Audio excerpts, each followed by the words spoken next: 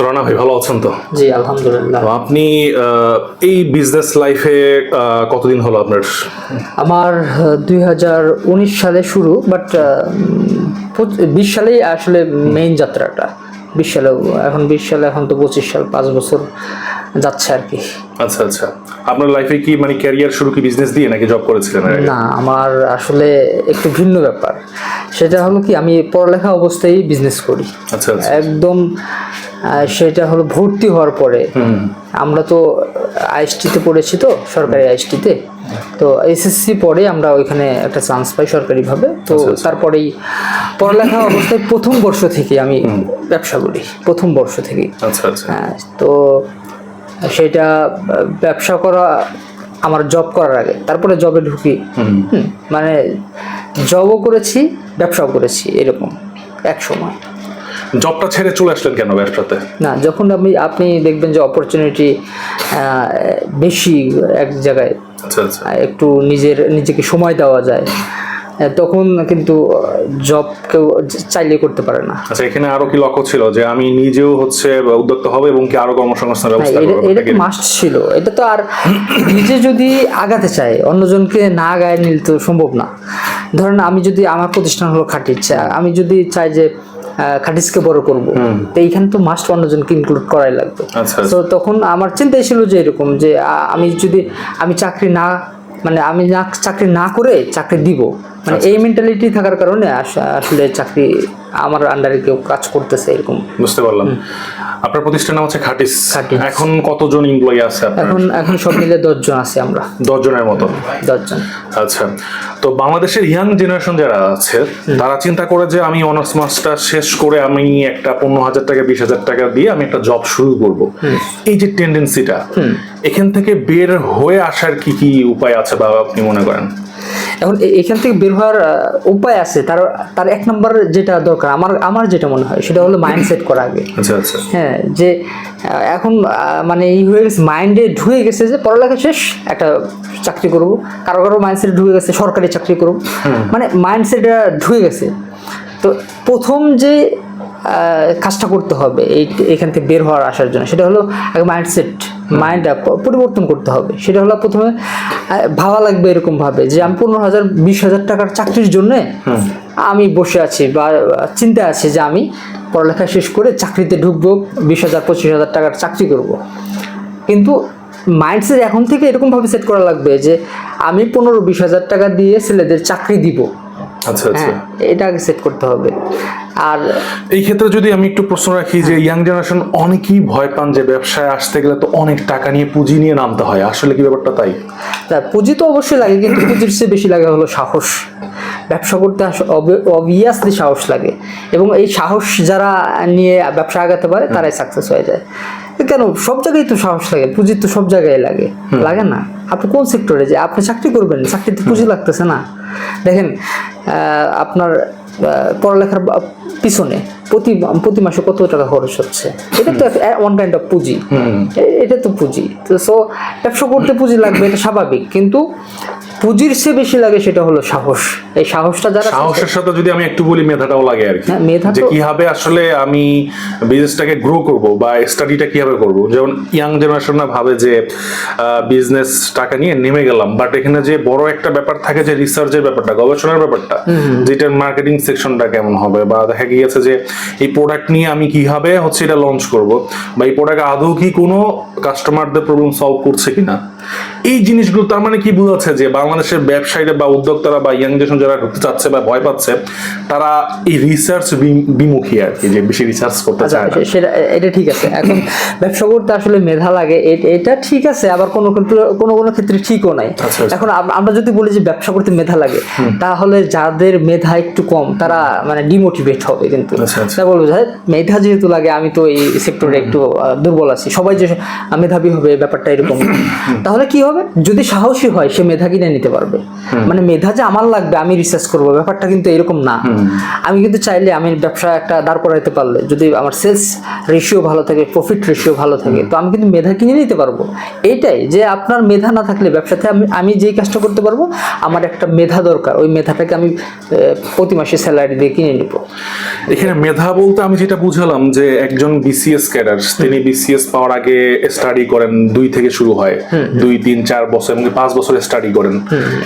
এই সময়টাই যদি তিনি বিজনেস গবেষণা দেয় তাহলে সে সাকসেস হবে কি হবে? 100%। তুই যেই ফোকাসটা একজন বিসিএস ক্যাডার পড়ালেখায় দেয় বা যে কোনো বিসিএস ক্যাডার বাদ দেন, আপনি যে সাধারণ একটা নর্মাল জবেই প্রিপারেশনে, সাধারণ জব প্রিপারেশনে যেই ফোকাসটা পড়ালেখায় দেয়, ওই ফোকাসটার কোনো বিজনেসম্যান বিজনেসে দিলে তার সে অন্তত 15 গুণ বেশি ভালো করতে পারবে। এখন বলতে পারেন যে কিসের জন্য 15 গুণ বেশি ভালো করতে পারবে, কারণ আমি নিজে বাস্তব উদাহরণ। আচ্ছা, নিজে স্বয়ংসম্পূর্ণ হওয়া যাচ্ছে এবং কি আরো কর্মসংস্থানের ব্যবস্থা করা আছে। আচ্ছা রানা ভাই, এই ব্যবসাতে আপনার ইনভেস্ট কত? প্রথম ইনভেস্টটা যখন শুরু করলেন? প্রথমে আসলে আমি তো যেটা প্রথমে 20 সালে শুরু করি, মানে আমাদের ফুড আইটেম যে বিজনেসটা খাটিজ কিন্তু আমরা 20 থেকে শুরু করি, কিন্তু খাটিজের আগে অন্য বিজনেস ছিল, ওটা ওই পড়ালেখা অবস্থায় করেছি, মানে প্রাথমিক যে ধারণা। তো খাটিজ যখন আমরা শুরু করি তখন আমরা আমার এক ভাই ছিল, ওনার থেকে 15,000 টাকা ইনভেস্ট নিয়ে প্রথমে ঘি নিয়ে শুরু করি। আচ্ছা, তাহলে আপনার বিজনেসে ইনভেস্ট হচ্ছে প্রথম 15,000। তাহলে হচ্ছে ইয়াং জেনারেশন যারা আছে তারা তো তাহলে এরকম সাহস করতেই পারে যে না আমি 15,000, 20,000, 30,000 বিজনেস লঞ্চ করলাম। তারা যখন চিন্তা করে যে না 5 লাখ লাগবে, 10 লাখ লাগবে, তো ব্যাপারটা হচ্ছে আসলে টোটালটা মাইন্ডসেটের উপর ডিপেন্ড করে যে আমি এই টাকা দিয়ে হচ্ছে বিজনেসে নামলাম, তারপরে এটা রোলিং করে বিজনেস বড় করবো, সেলের মাধ্যমে যে টাকাটা আসবে এটা রোলিং করতে থাকবো আর কি। তো এই ভয়টা তাদের মূলত কাজ করে আর কি। তো এখন ইয়াং জেনারেশন যারা আছে বাংলাদেশে, যারা এখনো পড়ালেখা করছে, honours first year, second year, বা দেখা গেছে যারা পড়ালেখা শেষ করেছে মাস্টার্স, তাদের জন্য কি সাজেস্ট দিবেন যে তাদের কিভাবে হচ্ছে যদি ব্যবসায় ঢুকতে চায় তারা কিভাবে তাদের আগানো উচিত? আচ্ছা, ইয়াং জেনারেশন যারা আছে, আমি নিজেও তো ইয়াং, মানে আমি যদি বলি ওটা খাবে কিসের জন্য, কারণ আমি নিজেও তো ইয়াং। তো একজন যদি কেউ ভেবে থাকে যে আমি 4-5 লক্ষ টাকা না হলে ব্যবসাতে নামা যাবে না, বা বেশি টাকা লাগবে, বেশি পুঁজি লাগবে, তাদের জন্য একটা পরামর্শ দিই, সেটা হলো যে আপনি ব্যবসা না শিখে যদি 5 লক্ষ টাকা দিয়ে ঢোকেন, ব্যবসা শুরু করেন, আপনার লস যাওয়ার পরিমাণ তত বেশি হবে। মানে আপনি যত পুঁজি বেশি হবে, লসের পরিমাণ তত বেশি হবে। এখন বলবেন কিসের জন্য? কারণ ব্যবসা, একটা নতুন ব্যবসা যখন আপনি শুরু করবেন তখন 2 ভাবে হয় আপনি শিখবেন। একটা হলো হয় ঠকে শিখবেন, আর না হলে দেখে শিখবেন, বা লার্নিং করে শিখবেন। 3 ভাবে শিখতে পারেন। তো ঠকে শিখবেন কিভাবে? আপনার লস দিয়ে দিয়ে দিয়ে দিয়ে একটা সেক্টরে লস গেল, তো এই সেক্টরে আমার লস গেল, বা এই সিস্টেমের কারণে আমার লস গেল, আচ্ছা এটা বুঝলাম, এটা ঠকলাম, তো এইখান দিয়ে আমি আর যাবো না। হ্যাঁ, আরেকটা কথা হলো যে রায়হান ভাই এই সেক্টরে লস করেছে, তাইলে এই দিকে গেলে আমি তো লস করবো শিওর, কারণ রায়হান ভাই করেছে, লসের পসিবিলিটি বেশি আছে, মানে দেখে শিখলাম আপনাকে। এই দুইটাই তো ওয়ে। তো যারা নতুন শুরু করছে তারা যদি প্রাথমিক অবস্থায় অল্প পুঁজি নিয়েই শুরু করে, তাহলে ধীরে ধীরে বিজনেসটা শিখলো, পরবর্তী সময়ে সে মূলধন পুঁজি বাড়ালো। এইটা হবে মানে বুদ্ধিমানের কাজ। প্রথমেই বিশাল এক পুঁজি নিয়ে কাজ করলো, কিন্তু প্রথমে প্ল্যানিং নাই বা ব্যবসা শেখা নাই, জানা নাই, এটা বোকামি হবে, যেটা আমরা করেছি। মানে আমরা তো লস, প্রথম অবস্থায় লস গেছে তো আমাদের হিউজ পরিমাণ লস গেছে। তো এটা যারা নতুন শুরু করবে, অ্যাটলিস্ট এই বিষয়টা মাথায় রাখতে হবে, হয় ব্যবসা শিখে ব্যবসা করতে হবে, আর না হলে ব্যবসায় প্রথমে অল্প পুঁজি নিয়ে ব্যবসাটাকে শিখে ধীরে ধীরে ধীরে ধীরে শিখে তারপরে স্কেল আপ করতে হবে। আচ্ছা আচ্ছা, বুঝতে পারলাম। রানা ভাইয়ের বিজনেস সেকশনে যদি আসি, আপনার খাটিস এটা কি ব্র্যান্ড, কি প্রোডাক্ট সাপ্লাই দিচ্ছেন? এটা আমরা মূলত এখন খাটিস থেকে মূলত ঘি সাপ্লায়ার হিসেবে কাজ করছি। ঘি, আচ্ছা আচ্ছা, যেটা সারা বাংলাদেশে সাপ্লাই দিচ্ছি, বড় বড় কোম্পানিকেও দিচ্ছি আলহামদুলিল্লাহ। বুঝতে পারলাম। এটা হচ্ছে আপনার প্রোডাকশন করতেছেন কোথা থেকে? এটা প্রোডাকশন সম্পূর্ণ হচ্ছে হলো সিরাজগঞ্জ থেকে। আচ্ছা আচ্ছা, সিরাজগঞ্জ থেকে ঢাকায় এসে, সিরাজগঞ্জ থেকে মানে সিরাজগঞ্জ থেকে রেডি হয়ে ঢাকা আসতে আমরা এখানে একটা ওয়্যার হাউস রাখছি। তো এইখান থেকে যে কাজটা হবে, মানে এটাও একটা বিজনেস একটা সিস্টেম বলতে পারেন। তো সিরাজগঞ্জ থেকে আমি সরাসরি পাঠালে যে প্রোডাক্ট 130 টাকা লাগতেছে, ঢাকা থেকে পাঠালে ওটা 70 টাকা। আচ্ছা আচ্ছা আচ্ছা, যদি কম প্রোডাক্ট আমার পাঠানো লাগতো তাহলে সিরাজগঞ্জ থেকে করলে কোনো অসুবিধা নেই। কিন্তু আমার যেহেতু হিউজ একটা পার্সেল যাচ্ছে, বিশাল পার্সেল যাচ্ছে, আমার এখান থেকে পাঠালে বিশাল একটা সেভ পাওয়া যাচ্ছে। আচ্ছা আচ্ছা, বুঝতে পারলাম। আচ্ছা, এই সেকশনে আপনি যেহেতু ঘির কারবার করছেন আর কি ফিউচার প্ল্যান, কি প্ল্যান আছে ফিউচার? ঘিয়ের মার্কেট অনেক ভালো আছে আলহামদুলিল্লাহ। বাংলাদেশে আমার মতো যদি আরো 10-20 জন আসে, 50 জন আসে, কোনো সমস্যা নেই। মানে ঘি অনলাইন থেকে কেমন কেনে আমরা অন অ্যাভারেজ দেখি যে 4-5%, বা এখন তো একটু মানুষ সচেতন, বা বাইরে একটু কম বের হচ্ছে, তো সর্বোচ্চ গেলে 8-10% কেনে, বাকি 90% মানুষ কিন্তু কেনে হলো বিভিন্ন বাজার থেকে। সো এটা একটা ভালো মার্কেট আছে। আমার মতো, আমি তো আলহামদুলিল্লাহ বেশ ভালো সেলস করতেছি, কিন্তু আমার মতো আরো আমার মনে হয় যে 50 জন আসলেও এইটা কাভারেজ করা সম্ভব না। বুঝতে পারলাম। রানা ভাই, আজকে বাংলাদেশের যে অর্থনৈতিক যে জিনিসগুলো সেটা নিয়ে একটু আলোচনা করব। সেটা হচ্ছে বাংলাদেশের যদি একটা সুইও দরকার হয়, সেটা কিন্তু আমদানি করতে হচ্ছে বাইরে থেকে। তো সেই ক্ষেত্রে আপনার কি মনে হয় যে প্রচুর পরিমাণ ইয়াং জেনারেশনের বিজনেসে ঢুকে যাওয়া উচিত এবং উদ্যোক্তা হওয়া উচিত, যে সবাই সবার সেকশন থেকে এক একজন এক এক প্ল্যাটফর্ম দাঁড়া করাবে? কি মনে হয় এটা? অবভিয়াসলি সেখানে আমাদেরকে যেই কাজটা করতে হবে সেটা হলো কি, আমাদের তরুণ উদ্যোক্তা বা তরুণ মানুষদের তো অবভিয়াসলি এখানে আসতে হবে, মানে বিজনেস সেক্টরে আসতে হবে। প্লাস হলো তাদেরকে উদ্যমী হতে হবে যে আমি বিজনেসটা করতেছি, আমার মাধ্যমে আরো 10 জন 20 জন যারা বেকার সমস্যা ছিল, বেকার সমস্যার সমাধান করতে পারবে আমার মাধ্যমে, মানে এরকম থাকতে হবে। পাশাপাশি প্রোডাক্টের চাহিদাগুলো তারা কভার করতে পারবে যখন, হ্যাঁ অবশ্যই, এবং দেশে উৎপাদিত হবে সেগুলো। সো এরকম মেন্টালিটি যখন আসবে, 10,000 তরুণ উদ্যোক্তা যদি 10 জনের দায়িত্ব নেয়, কত হিউজ চলে আসবে, প্রায় 1 লাখের মতো। 1 লক্ষ বেকার সমস্যার সমাধান হয়ে গেল। তো বেকারদের কি, যদি আমাদের মতো তরুণরা অ্যাক্টিভ হয়ে যায়, এখন অ্যাক্টিভ না হয়ে উপায় নাই। আজকে তরুণদের বোঝানোর মতো কেউ নাই। সেটা হলো যে একটা তরুণ যদি বিয়ে করে, আমি বিবাহিত, মানে আমি তো 23 বছর বয়সে বিয়ে করতে পেরেছি, আমি অবভিয়াসলি বলতে পারি যে আমি যদি চাকরি করতাম এটা সম্ভব হইতো না। সম্ভব হইলেও আমি মানে সাস্টেইন করতে পারতাম না। আচ্ছা, কারণ কি ভাই, এখন আপনার যদি ধরি যে মাসিক ইনকাম যদি আপনার ধরি, অবশ্যই এটা তো 6 ডিজিটের মতো। এখন ওটা বলবো না, তবে আমি একটা রেশিও বলি আপনাকে। সেটা হলো যে আমি যে টাকা বেতন পেতাম হলো, আমার বাংলাদেশের টপ লেভেলের একটা হাসপাতালে জব হয়েছিল। আচ্ছা আচ্ছা, আচ্ছা, আপনি হাসপাতালে জব করতেন?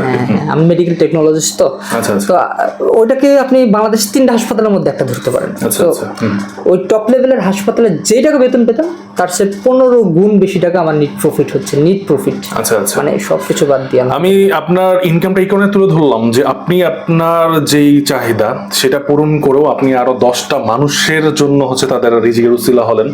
তো এই ক্ষেত্রে যত বেশি ইয়াং জেনারেশন চাকরি থেকে তারা হচ্ছে না ঝুঁকে ব্যবসার দিকে, উদ্যোক্তা সেকশনের দিকে ঝুঁকবে, তারা হচ্ছে এই প্ল্যাটফর্মটা আরো ইজি করে দেবে, বাংলাদেশের ইকোনমিক সেকশনটা আরো ইজি হবে। অবভিয়াসলি না, আবার ওই যেই কথা বলতে নিয়েছিলাম ওটা কিন্তু শেষ করে নেই। সেটা হলো যে আপনি যখন তরুণদের বোঝাতে সক্ষম হবেন যে তুমি যে 25,000 টাকার স্যালারির আশায় আছো, মানে এট এ টাইম তুমি করতে পারো, সমস্যা নেই, একজন করতে পারে, কিন্তু করা অবস্থায় কিন্তু বিজনেসটা করা যায়। কেউ চাকরি করতেছে, করুক, সমস্যা নেই, করা অবস্থায় কিন্তু বিজনেস করতে চায়। তো একটা তরুণ যদি 25,000 টাকায় বেতন পায়, সে যদি 4 জনের ফ্যামিলি মেম্বার স্টে করতে চায়, তাহলে 25,000 টাকা দিয়ে হবে না, একটা নির্দিষ্ট টাইম পরে হবে না। 100 ঢাকাতে থাকতে গেলে ন্যূনতম 50,000 লাগে। এখন রেশিও বলে যে 1 লাখ হলে আপনি ভালোভাবে থাকতে পারবেন, এখন রেশিও বলে।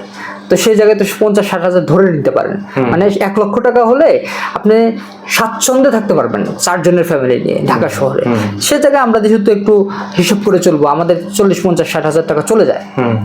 সো এই চিন্তা যদি করে যে আমার একটা ফ্যামিলিকে আমি স্বাচ্ছন্দ্যে রাখতে চাই, তাহলে এই 25,000 টাকা বেতন দিয়ে কাজ হবে না। সে যদি কেউ যদি চাকরি করে তো চাকরি করুক, সমস্যা নেই, চাকরির পাশাপাশি বিজনেসটা শেখা শুরু করুক, বিজনেসটা করতে থাকুক। তাহলে কি হবে, দেশের উন্নয়ন হবে ভাই, আমার দেশের উন্নয়ন হবে। আমার দেশের কৃষকরা পাচ্ছে না, দাম পাচ্ছে না।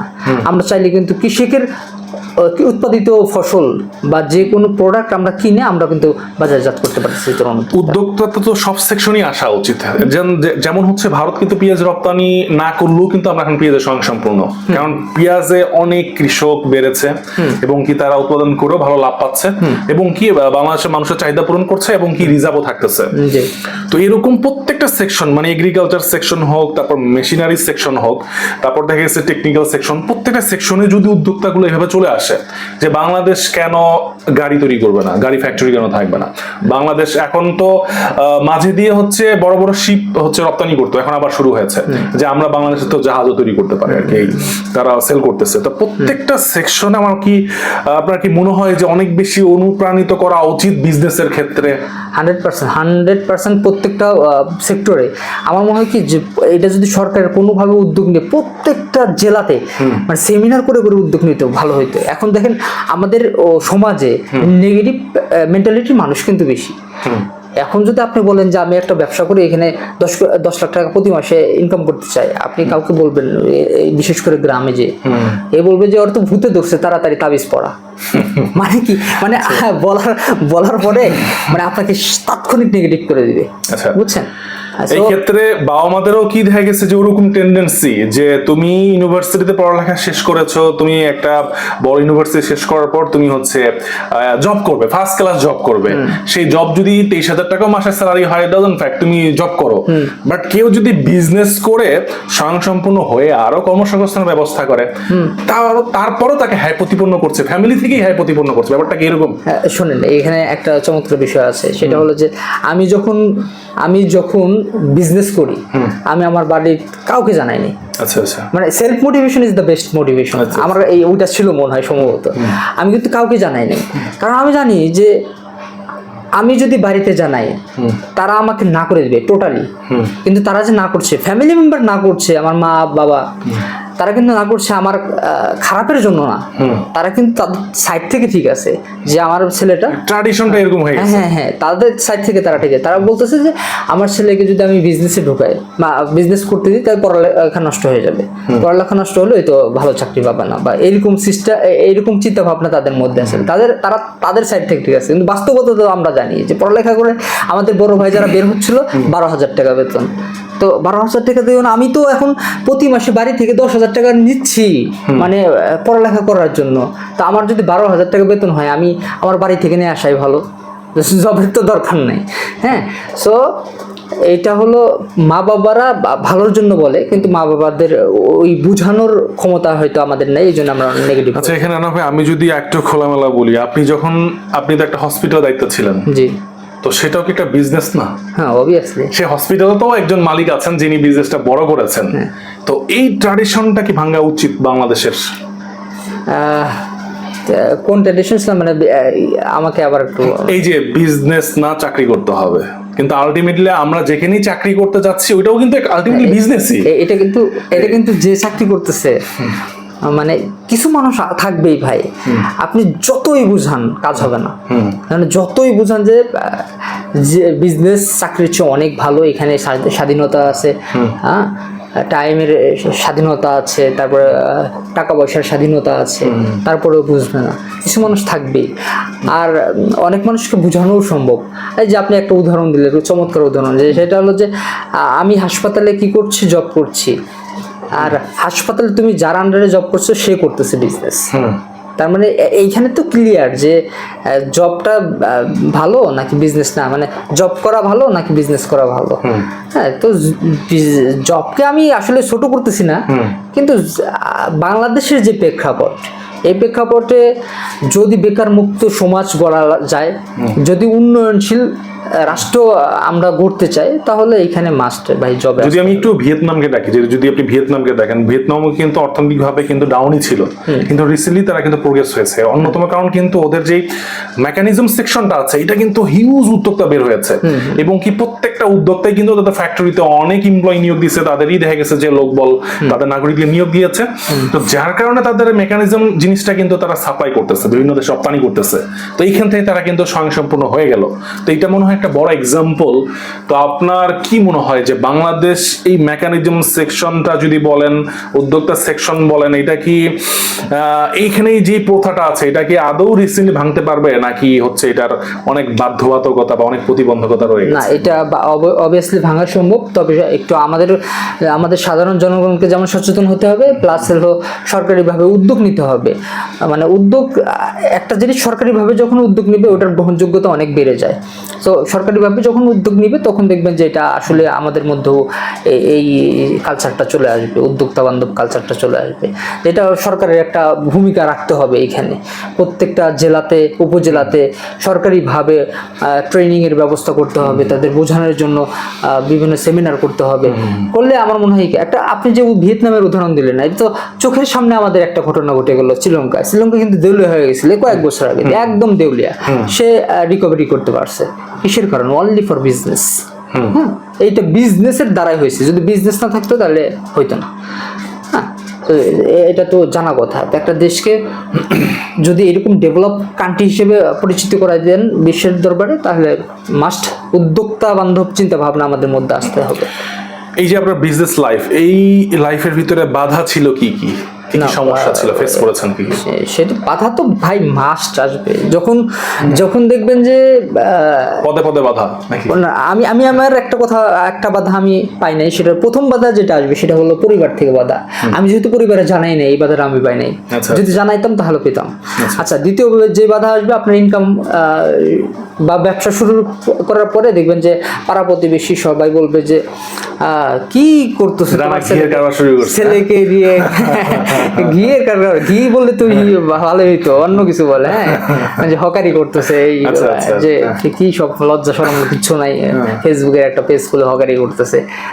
এগুলো অভাব নাই, এটা এবং বাস্তবে আমারও শুনতে হয়েছে, আমার মা বাবাকে শুনতে হয়েছে যে তোমার ছেলে কি করে এগুলা অনলাইনে, এইসব এত এত সুন্দর করে পড়ালেখা করাইলা, তো চাকরি বাকরি করবে, তো তা না রেখে অনলাইনে এইসব মানে বাজে মন্তব্য করে। তো ওইটা একটা বাধা। মা বাবার আবার ওইটা শুনে আমাদের বলবে যে তোরে পড়াইতে দিলাম, দেখ মানুষ এগুলো বলে। তৃতীয় বাধা হলো আপনার যখন ইনকাম এস্টাবলিশড হওয়া শুরু করবে, ধীরে ধীরে ইনকাম বাড়া শুরু করবে, তখন দেখবেন ও বাবা, তখন দেখবেন যে সবচেয়ে বড় বাধাটা এখানেই আসতেছেন যে মানে ভালো দেখতে পারে না আমাদের এই।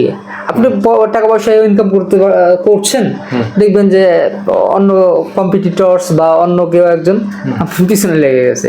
পিছনে লাগার কি, আপনার প্রোডাক্ট সেরা মানের প্রোডাক্ট, মানে যত 95% আপনার পজিটিভ রিভিউ দিচ্ছে, 5% থাকবে যেগুলো নেগেটিভ রিভিউ দিবে।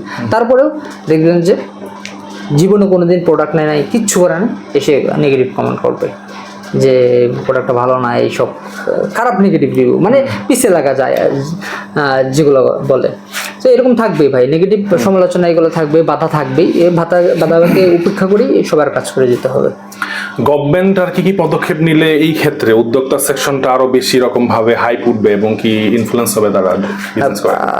এই পদক্ষেপ নেওয়া যেতে পারে গভর্নমেন্ট থেকে? প্রথমত হলো প্রত্যেকটা জেলা উপজেলা সহ জেলাতে উপজেলাতে একটা সেমিনার রাখতে পারে।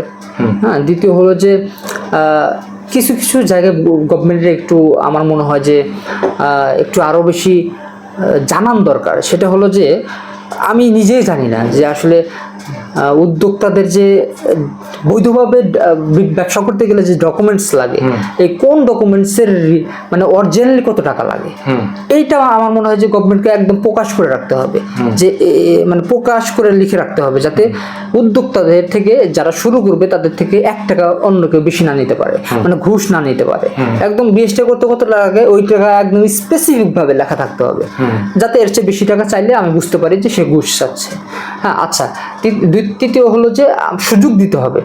সুযোগ কি, ধরেন আমি একটা প্রোডাক্ট নিয়ে কাজ করব, একদম জিরো, আমি এখন মাত্র নামবো, আজকে নামবো, তো আমাকে যদি প্রেশার দেওয়া হয় যে তুমি এই লাইসেন্স করো, তাহলে আমার পক্ষে সম্ভব না। আমার যে পুঁজি দিয়ে আমি বিজনেসে নামবো, ওই পুঁজি দিয়ে যদি আমি লাইসেন্স করি, আমি বিজনেস করতে পারবো না। হ্যাঁ, তো এই জায়গায় একটা ছাড় দেওয়া লাগবে। একটা গভর্নমেন্ট যদি এখানে আসে যে নির্দিষ্ট একটা সময় পর্যন্ত কারো কোনো ডকুমেন্টস লাগবে না, মানে কিছু কিছু ডকুমেন্টস কিন্তু লাগে যেগুলোর দাম কম, ওগুলো বাদ দিয়ে মানে বড় বড় ডকুমেন্টস, যেটা লাইসেন্স, বিএসটি লাইসেন্স, এরকম লাইসেন্স, সিএম লাইসেন্স, এইগুলো লাইসেন্স যে এটা শিথিল করতে হবে, যে 5-6 শিথিল মাস করুক বা সহজ পদ্ধতি করে দেবে। সহজ পদ্ধতি করে দিবে, বা 5-6 মাসে আপনি আমি একটা বিজনেস যদি নতুন শুরু করি, আমার কিন্তু অবজারভেশন করতে সময় লাগবে যে আমি প্রফিটেবল বিজনেস করব নাকি এটা লস প্রজেক্ট হবে। তো এটা বুঝতে আমার 6 মাস 1 বছর সময় লাগবে। যে সরকার যদি আমাদেরকে 6 মাস সময় দেয়, নতুন উদ্যোক্তাদের যে 6 মাস তুমি দেখো, 6 মাসের মধ্যে যদি এই বিজনেসটা হয় তাহলে পরবর্তী সময়ে তুমি লাইসেন্সটা করে নিও, আর যদি না হয় তাহলে তুমি লাইসেন্স করার তোমার দরকার নাই। তাহলে উদ্যোক্তা একদম মন খুলে বিজনেস করতে পারবে। হ্যাঁ, তো এই জিনিসটা শিথিল করতে হবে। এছাড়াও সরকার আর যে ভূমিকা পালন করতে পারে সেটা হলো যে উদ্যোক্তাদের একটা উদ্যোগ শুরু করানোর জন্য কিছু ঋণ, মানে কিছু টাকা পয়সার ব্যবস্থা করে দিতে পারে। সেটা মাসিক কিস্তিতে দিয়ে দিল সরকারিভাবে, একটা যদি ব্যবস্থা করে দেয় সবাইকে, তাহলে নতুন যারা শুরু করতে চায় তারা সাময়িক একটা ট্রেনিং নিয়ে, বা সরকার কর্তৃক যদি ওই ট্রেনিংটা ব্যবস্থা করে, যে ট্রেনিং দিলাম পাশাপাশি তোমাকে ক্ষুদ্র ঋণের ব্যবস্থা করে দিলাম। তো সরকার কর্তৃক এরকম ব্যবস্থা করলে যে কাজটা হবে, সে ট্রেনিংটাও পেল, পাশাপাশি সে ঋণটাও পেল, যেটা দেশে একটা বিজনেস বা যে কোনো কিছু শুরু করতে পারবে। বুঝতে পারবো।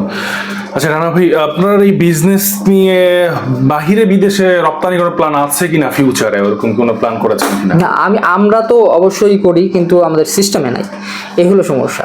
সিস্টেম অনেক মানে এলোমেলো।